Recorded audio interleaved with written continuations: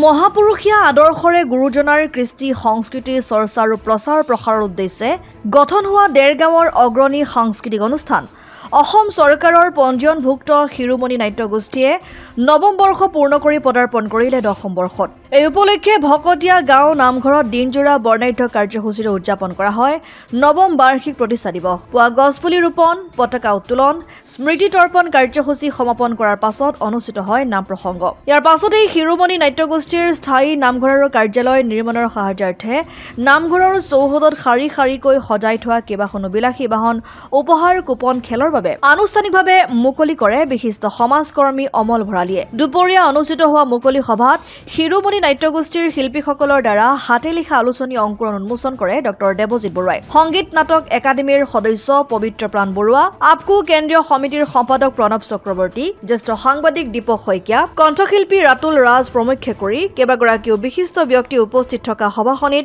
সাংবাদিক সাংস্কৃতিক কৰ্মী কুমুদ বৰা, আছুৰ উপসভাপতি অভিৱৰ্তন গোস্বামী, যুৱ সমাজকৰ্মী চাহাবুদ্দিন আহমেদ আৰু আদৰ্শ কৃষক সাংস্কৃতিক কৰ্মী গোপাল কৃষ্ণ খাউণ্ডক বিশেষভাৱে সম্বৰ্ধনা জনোৱা হয়। সমান্তৰালভাৱে অনুষ্ঠিত শিৰোমণি নাট্যগোষ্ঠীৰ শিশু শিল্পীসকলে বৰগীত, সত্ৰীয়া নৃত্য, দিহানাম, জিকিৰ, দেহবিচাৰ গীত, ভোৰতাল নৃত্য, বাঁহীবাদন, গোপীকৃষ্ণ নৃত্য আদি পৰিৱেশন কৰি ভক্তিৰসেৰে মুখৰিত কৰি তোলে নামঘৰৰ চৌপাশ।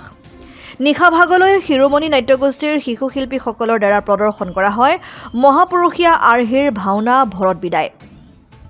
যুৱ শৃংখলৰ কথা কৈছোঁ, সেইটো সময়তে তাৰ বিপৰীতে আমি দেখিবলৈ পাইছোঁ যে সঞ্জীৱ চাহু ডাঙৰীয়া, সৌৰভজ্যোতি শইকীয়া ডাঙৰীয়া তেওঁলোকৰ নেতৃত্বত এই যি মহাপুৰুষীয়া সংস্কৃতিক আগুৱাই নিয়াৰ যিটো প্ৰয়াস কণ কণ শিশুসকলক লৈ তেওঁলোকক আমাৰ মহাপুৰুষীয়া যিখিনি সংস্কৃতি আছে সংস্কৃতিৰ লগত সংপৃক্ত কৰা তেওঁলোকৰ যিটো প্ৰয়াস সেয়া খুব ইতিবাচক।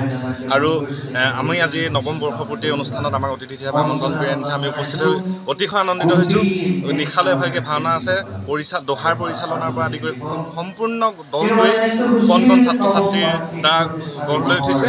আমি শিৰোমণি নাট্যগোষ্ঠীক উজ্জ্বল ভৱিষ্যত কামনা কৰিছোঁ। অসমৰ প্ৰত্যেকটো প্ৰান্তত শিৰোমণি নাট্যগোষ্ঠীৰ দৰে ইতিবাচক সাংস্কৃতিক দল গঢ় লৈ থকাই কামনা কৰিছোঁ।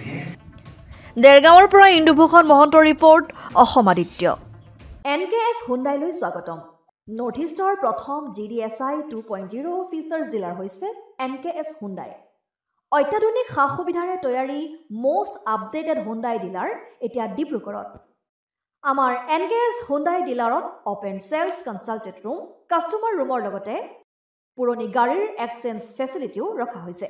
ইয়াত চেলছৰ লগতে ছাৰ্ভিচ ছেক্টৰৰ সুন্দৰ সুবিধা আছে। প্ৰয়োজনীয় সকলো এডভান্স টুলছ, হুইল বেলেন্সিং, এলাইনমেণ্টৰ অত্যাধুনিক machine, post hydraulic lift, fully trained man পাৱাৰৰ লগতে nitrogen gas filling facility, fully automatic car ৱাছৰ ফেচিলিটিও আছে। লগতে NKS হুণ্ডাই ডিলাৰে কাষ্টমাৰসকলৰ সুবিধাৰ্থে মোবাইল ছাৰ্ভিচ ভেনৰো ব্যৱস্থা ৰাখিছে, য'ত হাইড্ৰলিক লিফ্ট, ৱাছিং facility, wheel balancing, tyre pressure check কৰাৰ লগতে বহুখিনি সুবিধাই উপলব্ধ আছে। NKS হুণ্ডাইলৈ আহক আৰু সুবিধাসমূহ গ্ৰহণ কৰক।